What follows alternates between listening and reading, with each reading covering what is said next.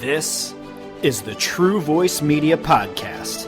I'm your host, Jeff Gibbard. Back in 2011, I started a social business agency called True Voice Media.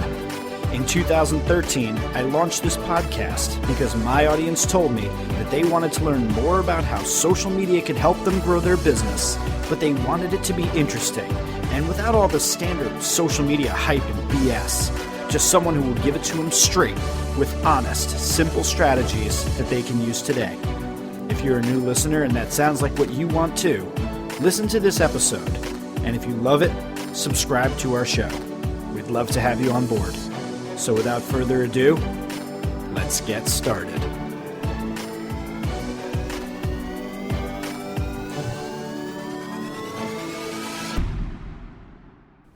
This is episode 52 of the True Voice Media Podcast, and this is a very special one for me. I enjoy, obviously, every guest that I get onto my show, but for me, this is honestly a pretty big get. The man is Tom Asacker, and he is known as a brand strategist and an innovator, but I think typically you would describe that you are in the business of belief. Am I correct? Well, that's what I try to teach, Jeff. Yeah. Awesome. So I'm not one to deal in flattery or anything like that, but I want to just explain why I'm so excited to have you on the show. And that's because I've been following your blog for quite some time. I've heard you on some podcasts, and I think that you and I are kindred spirits in a lot of ways because of the way you present your ideas, the things that you think about. I just feel like, are you a whiskey drinker?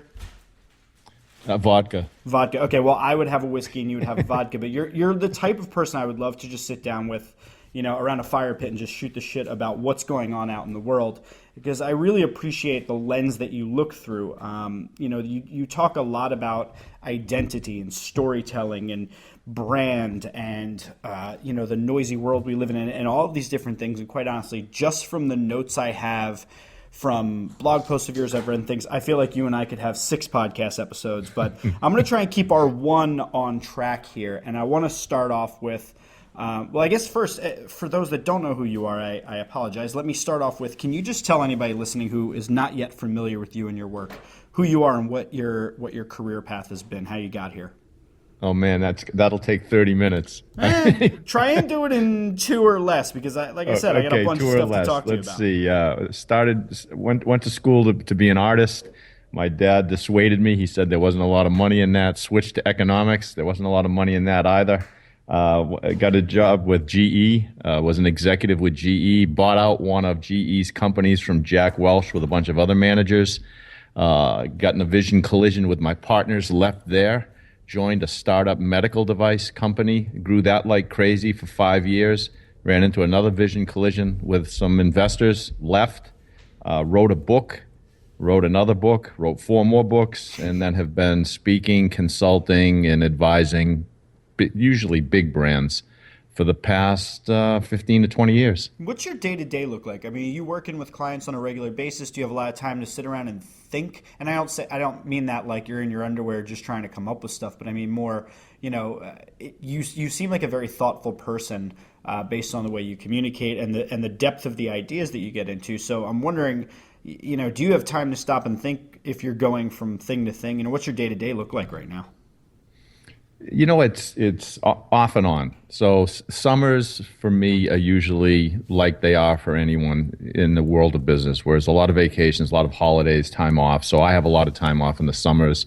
Same thing during the end of the year, the November, December timeframe. There's not a lot of conferences. There are not a lot of meetings going on. So yeah, I have months of downtime where I do a lot of writing, a lot of thinking. I have my own podcast as well with another guy. So, I would say I spend a lot more time thinking and I spend a lot of time traveling. So that's all time thinking as well, in the airports and on airplanes. Yeah, and I think travel is one of those wonderful experiences that really does inspire thought, because it takes you out of your normal routine and causes you to look at things through new lenses. Similar to you, I have the end of the year where it's kind of slow.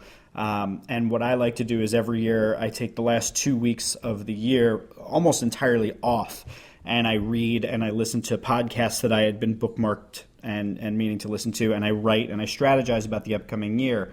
But I really appreciate that time because it gives me that chance to really mull over some things that I've wanted to think about and I didn't have the time to throughout the year.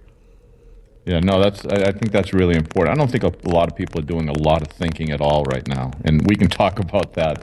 Actually, that's a great place for us to start because, I think there's this term that gets thrown around a lot, and it's called thought leadership. And one of the things that I routinely say in a meeting with clients when the word thought leadership comes up, it's almost starting to feel like the word viral to me. It just it just has lost its meaning. And I say, one of the key components of becoming a thought leader, and this may surprise all of you, is thinking. So how often do people actually stop and think about their industry rather than just regurgitate something that they've been saying for 15 years about their industry? And I want your take on it because you do a lot of work talking to brands about how they present themselves. And I'd imagine you talk a lot about this idea of thought leadership or how they position themselves in all these different ways. What's your take on the current state of thought leadership? Yeah, I don't see much.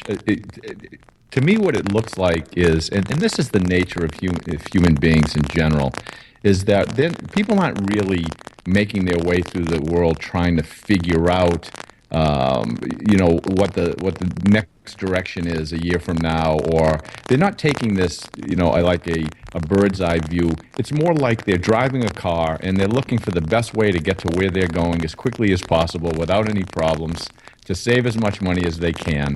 They're not looking at the data like Uber, saying, well, where should these cars be? Where should we move them around? How should we increase the prices or decrease the prices? They're not doing that. They're so busy trying to get from one place to the other.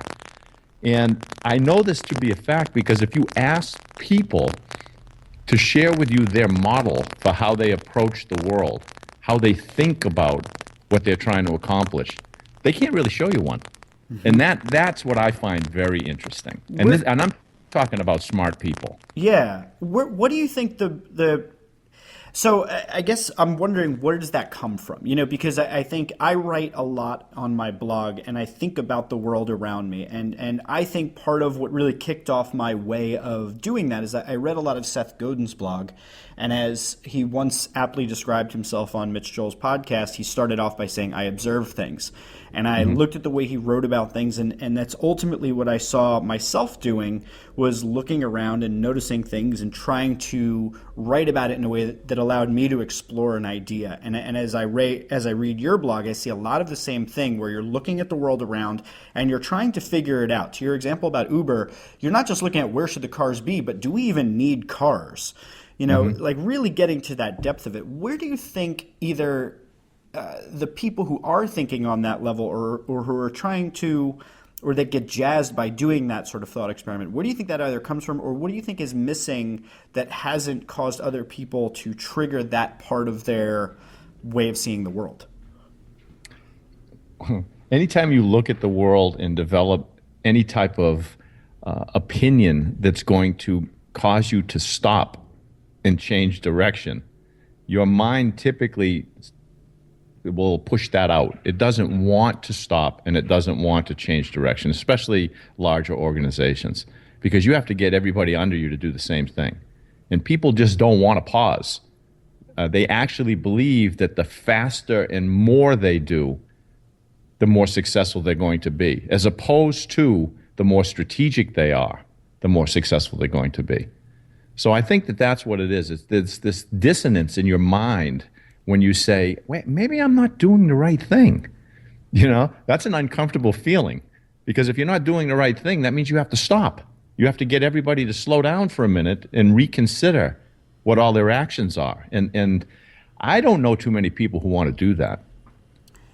So that sounds a little bit like there's some fear that's guiding that decision. And I'd imagine that is probably some of the same reasons why people don't write things that are extremely thoughtful about their industry or that take a counter type of view to it. Because if you think about the stuff that's going to get the most clicks and views and head nods, it's going to be the things that confirm our beliefs or biases we already have. And the things that challenge, those are going to be the things that may drive clicks, but they may not drive the attention and interest that you're looking for because they don't confirm it. That's exactly right. Look, If you find what people desire and you give them more of that, then you'll be successful. And that's the problem with this idea of thought leadership. Because sometimes a thought leader comes along and he's telling people something that they don't desire. You know, I mean, when Galileo came around and said, "Hey, the Earth's not the center of the universe," Aristotle was wrong. Nobody desired to hear that. The church didn't desire it. The public didn't desire it, and that's why they locked him away. So if you tell people what they want to hear, like the political candidates are doing, then they'll tune in. Tell them what they don't want to hear, and they'll tune you out. And that's the dangerous thing for people. It's to be aware that what you're tuning into are things that are validating what you're doing. If what you're doing is not getting you where you want to go, you don't want validation on what you're doing. You want somebody to come in and tell you you're not doing the right thing. Let's flip that so that we can change what the outcome is. Yeah, I love that you brought that up because, like I said, I have a tremendous number of notes on here, and I was reading through your blog again, and I came back over the post you wrote called "The Trump Hoax."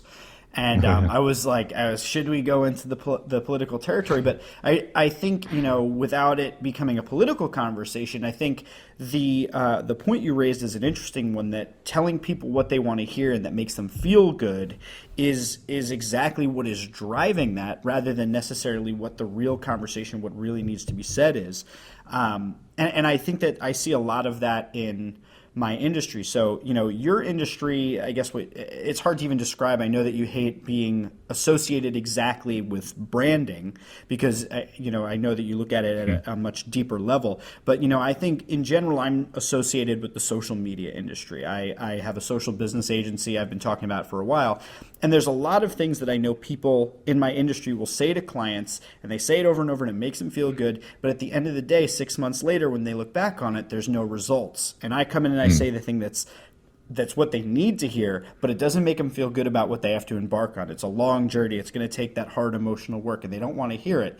And I think that that's a real challenge in business right now, is that the game seems kind of rigged towards saying what people want to hear that makes them feel good about themselves, rather than what they need. And isn't that bad in an entrepreneurial society that we're trying to create?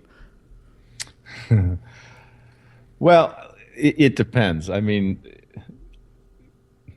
if capitalism was working the way it was supposed to be working, then it wouldn't be a bad thing. But a lot of these businesses that are not spending their money to reinvent themselves, they're basically hoarding cash and just doing what people are telling them that they want to hear. And that's when it's bad for the economy and for society, because what they're not doing is they're not creating new businesses, creating new jobs. They're just taking these things that are easy to hear, that are not risky, that don't require a lot of strategic thought and change, and they're employing these things. And it's not growing their businesses, and they can't understand why it's not. And that's what's shameful about getting people on some type of path that's not going to help bring the results, because the results are going to bring jobs and opportunity and growth for everyone. So that's why that would bother me. But I got to tell you, I don't think a lot of the people that are out there doing what you're saying, which is feeding these people what they want to hear, I don't think they're even aware that they're doing it. I mean, in order to go out there and be believable, you have to believe it yourself. So I think a lot of people are deluded in what their advice is. And I mean, well, that just, that one's a really tough one to chew on, because it kind of brings in a couple different things, and I'll let you kind of riff on this, but I'm sure you've heard of the idea of imposter syndrome, right? So you bring that into the mix, and you have the belief in yourself, and then obviously you have your self-doubt creeping, and then there's this idea that even if you were doing the wrong thing, you wouldn't know, which further exacerbates this idea of, fraud syndrome. So how do we even know if we're on the right path, or are we all just, I think you said it in one of the things you've done in the past, that we're all a little mad, or quoting, I think it was Mark Twain or someone like that. Right. Is that what it is? Are we all just a bunch of monkeys bashing our heads into each other to try and figure out what it is? Yeah, pretty much. The thing that you don't see in business that really strikes me as interesting And I think I discovered this I'm pretty sure it was when I was running my medical device business. I thought that, like, I thought that the medical profession dealt with science. And then I went to like these trade shows and I saw nurses go to these booths that were giving away like big teddy bears. And I said, oh my God, this is no different than any other industry. This is all driven by people's feelings. It's not driven by data and rational thought process. And so it's understanding that that's how the human mind works that is the tough thing. You know, once you understand that people's perceptions and feelings are what drive their decisions, not their thinking mind. Their thinking mind comes along later to validate everything that they want to be true. And that's why when people from outside of this country look at our political process, they say, what is wrong with you people? You know, they're not even making any sense. Well, yeah, they are making sense if you realize that to people today that are so confused and overwhelmed with conflicting data, they don't know who to believe. So in their mind, what feels right must be right. So if you're not feeding people what feels right to them, then to them it's wrong.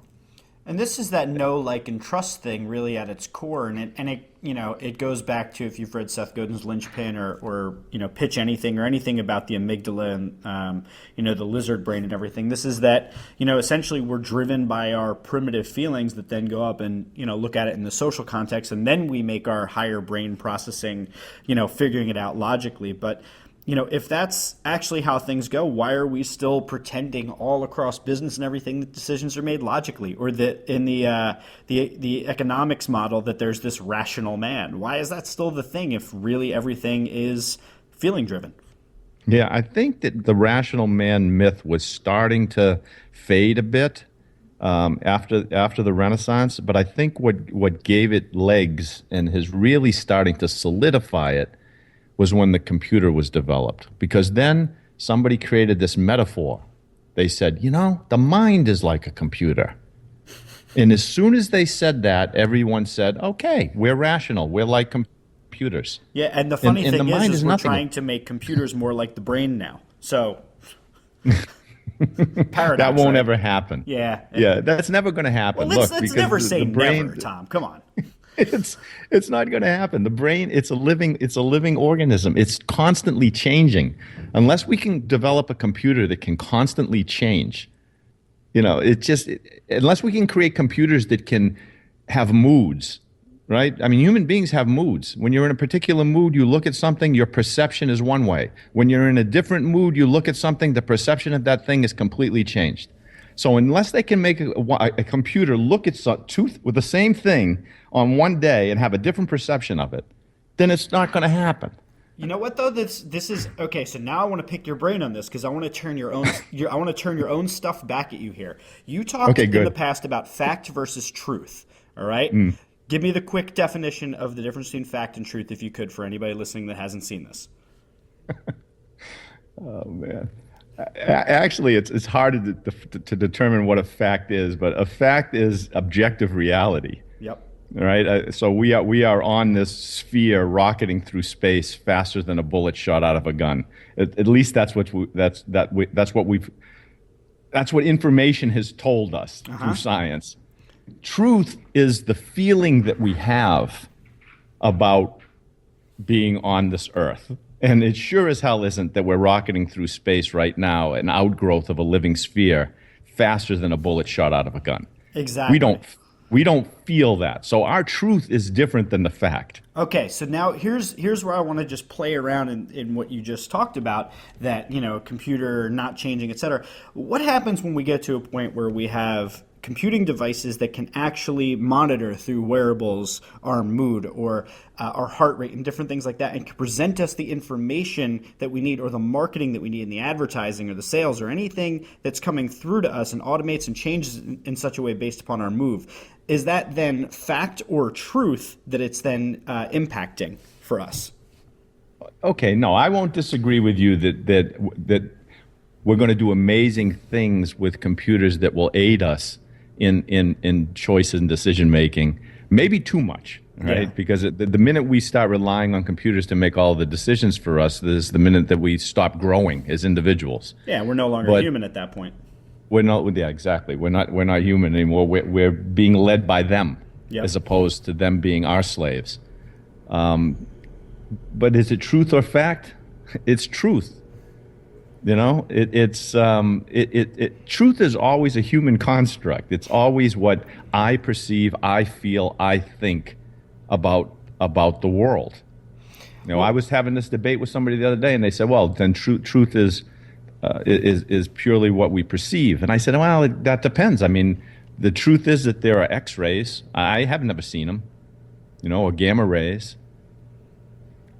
So is that truth or fact?" Maybe that's the Venn diagram overlap between fact and truth is in Exactly. that part, where maybe you have to believe it, or maybe that's faith. I don't know.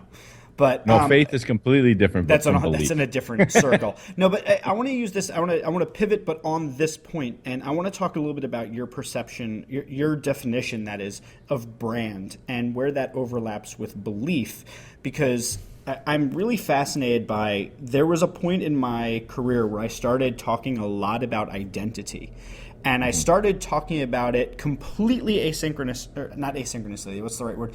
Autonomously from you having your discussions about identity. And then I discovered the stuff you were writing about, and I was like, holy crap, we're talking about the same thing. And I love this concept that we have both talked about, and I'd love for you to talk about a little bit, how identity factors so much into our purchase decisions and into how brands, there's the definition of brand, which the company is defining the brand for themselves, and then there's the consumer that's defining the brand, and that's tied into their identity. Just if you could riff on that a little bit, and what are you seeing nowadays, from the moment that you started writing about that to now, what's happening with the word brand right now? Yeah. So a brand is what I perceive it to be, right? Whoever's making a brand is a choice of something. It's a way of identifying something that someone chooses in the marketplace. That's all it is. So in order to choose it, I have to have an expectation of this thing, whatever it happens to be. That expectation that I develop about this thing comes from all kinds of partial information, because I have no idea really about any of these brands. I've never visited any of their companies. I've never talked to their employees. Some of them may be service brands, but it's based on other information that I get through social, through advertising, through some small experiences. I develop an expectation. What that expectation is giving me is this idea that somebody's going to fulfill whatever my feeling is, my desire is. And that desire revolves primarily around three things. One is aesthetics. I look at it and I like the look and feel of it. I say, I like it because I'm like it. I shop there because I'm like that kind of that environment. That's me. The second thing is a sense of control. That's where we're seeing things really take off today, is because that's what digital allows people to do, is give human beings this idea that they have more of a control. Oh, I wear a Fitbit. I must be more in control of my health now. It's not true, but it gives you this sense of control. And then finally, the big one is identity, because we want our identity to be enhanced. When someone makes us feel badly about a decision that we've made, we don't really reflect and say, oh, I don't like them. What we're really feeling is they made me feel bad about me, about my decision. I obviously wasn't smart to do business with these people. So if you can make people feel good about themselves in your presence, give them a sense of control over what they're doing. That's why what you're going to see in the customer service arena is you're going to see chat technology take off. Why? Because when I dial a telephone and nobody picks up and I hit like 7 different numbers to try to reach a human being, I feel like I've lost control. When I go on a website and a chat box pops up and somebody says, "Can I help you?" and I said, "Yeah, please do this for me," I feel like I'm in control. And then, like I said, the third thing is aesthetics, but you see what's happening with technology, because technology now is so inexpensive. Anybody can put up a website that looks like the website of a billion-dollar company. So you really, through aesthetics, we don't have an idea of who anyone is anymore. Is this a big company or is this a guy in his basement? Yeah. I'm not sure. So those are the three components of what defines to people a brand. And if somebody says to me price, oh no, but what about price? That's part of identity. Well, I know people, rich people, that find $4 lamps at like Goodwill, and they'll say, I found this lamp at Goodwill. It has nothing to do with the price. It has to do with their identity of being some kind of, bargain hunter or something. Mm-hmm. Yeah, I've said a lot of very similar things that basically, what a product is doing when you buy it is telling you a little bit of a story about yourself. I wear red Pumas. That's my thing. And I say it's my thing because I like it being my thing, because to me it makes me different. And if I see somebody else doing it, it's a shot to the identity that I've created. So I totally get this. Question for you. But you see it. You see yourself reflective. This is what smart people don't understand. Just because you see it and I see it, we start assuming, well, everybody must see this. That's the mistake humans make, was we think things and then we look at others and we think they're thinking what we're thinking. Oh, that's been my biggest problem in my business, is I think that everybody gets how simple it is to design a social strategy. I'm like, well, obviously they get this. And then I say like 3 parts of it and they're baffled. So Exactly. that's been a real challenge for me. But speaking of social and this conversation of brand, specifically looking at the aesthetics, the control, the identity, I think I'm fascinated. One of the reasons why I got involved in social, I started tinkering around with social and thinking of it as a career option. Sometime around 2005, I started really playing with it. And then in 2007, I said, you know what? Yes, I'm doing this, because I saw a huge shift that was about to happen, very similar, like you said, about chat technology, where we got a sense of control. I feel like social gave us that feeling of control, that we could take a brand down if we wanted to, that we had a voice. And I think that gives us a greater say in brand, which means that if people have a greater say in and greater control over the perception of brand, that must mean that we have a control in at least one of these 3 different areas, either control, aesthetics, or identity, due to this new technology. And I think one of the things I'm seeing in the shift in social, when I look at it from a macro perspective, is that what was once a wide open, flat, democratized kind of web where everybody had a voice is now starting to get throttled as more and more content comes out there. It's more noisy. We have the Facebook algorithm. Blogs are kind of being shut down, and everything's moving through, the Borg, either the Google Borg or the Facebook one. I wonder, is that a move to pull some of that control that people have in brand and return it back to the quote unquote the big brand? I don't think that that's what's going on. I think that it's a battle for attention.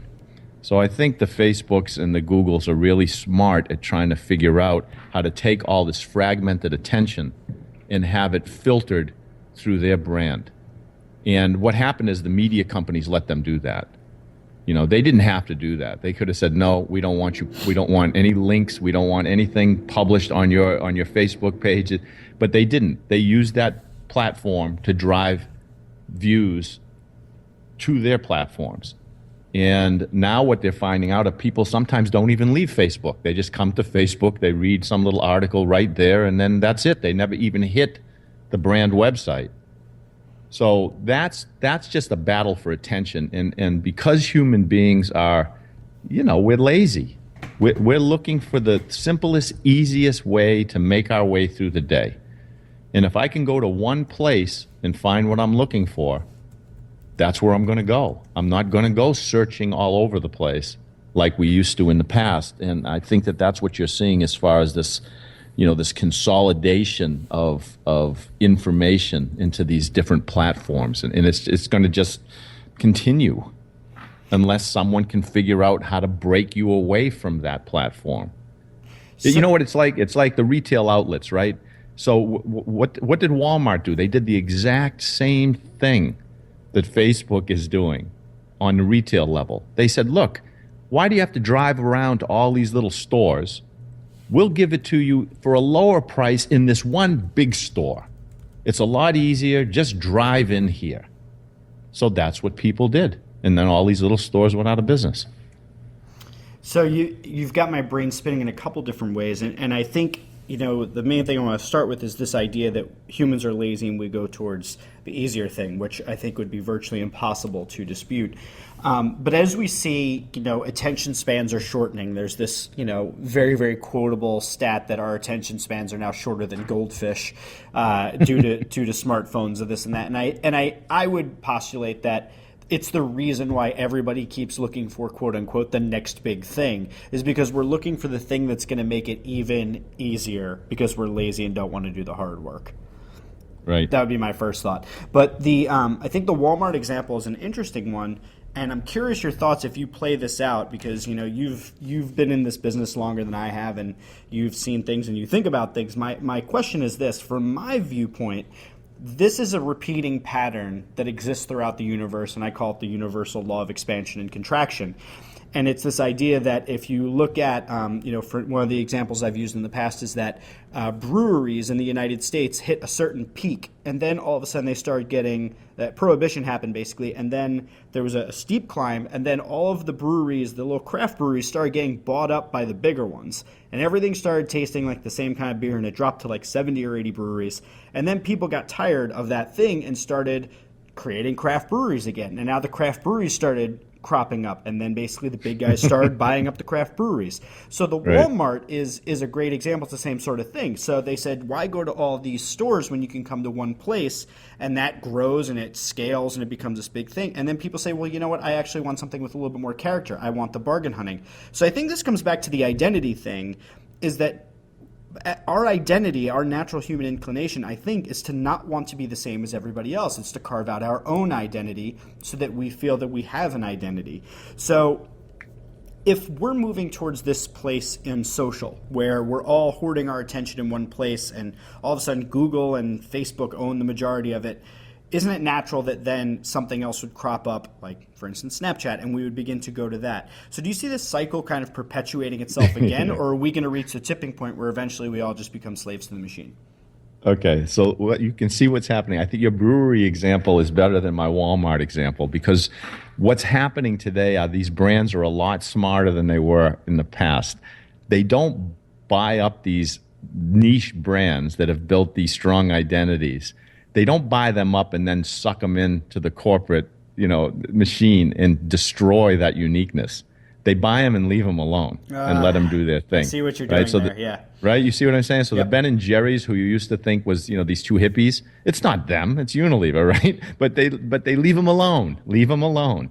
And that's what's going on with these small breweries. They're all being gobbled up. And that's the same thing that's going to happen with Facebook and Google.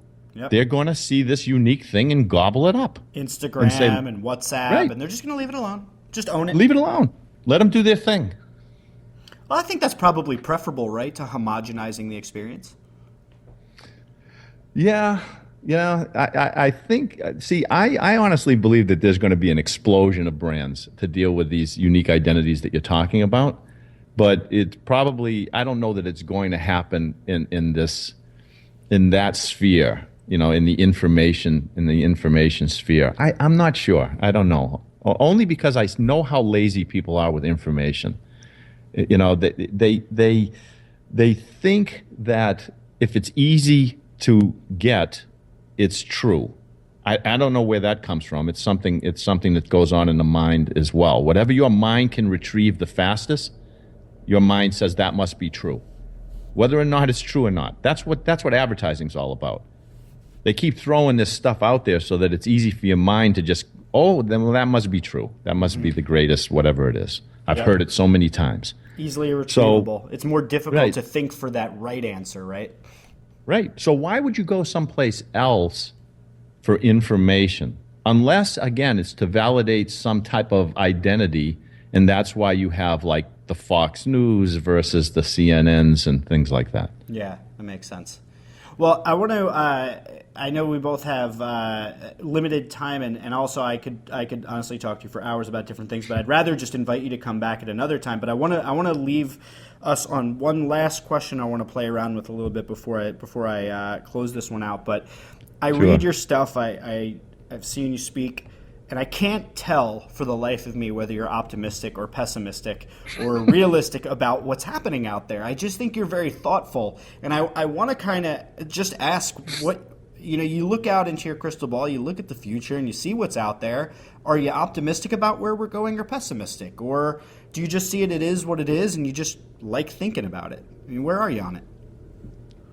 When you say optimistic or pessimistic about what? About everything. Look, humans are lazy. Is that going to get us in trouble, or are we going to rebound from that? Or is that it is just what it is? Or, when we talk about brands and how some are just awful at it and some are great at it, or the Trump effect, or any of these different things. Yeah, I think you just made the case for how I feel exactly. Some are going to be good at it. Some are going to be terrible at it. The more and more people that are terrible, that's good for the people who are good at it, because that gives them an advantage now to go in there and do some amazing things. Like you said, this contraction and expansion, it's the same thing with humans, right? As soon as we start thinking things like, oh God, things are bad, we're running out of fossil fuels, bam, somebody invents something, and oh, holy cow, so we can make electricity out of salt water, and we're never going to run out. So I can't predict the future, and I know we're not going to just go along some kind of linear path. There's going to be some discovery, some brand's going to come around from. Listen, do I think Facebook is going to take over the world? No. Something is going to come along, and it's going to knock them for a loop, just like they knocked everybody for a loop.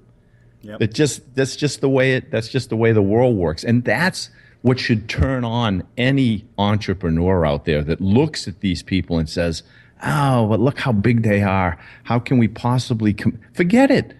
They weren't always big. Everybody starts off small.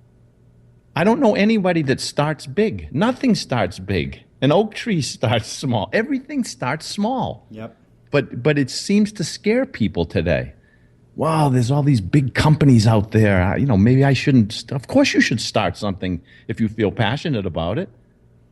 That's how everything great starts.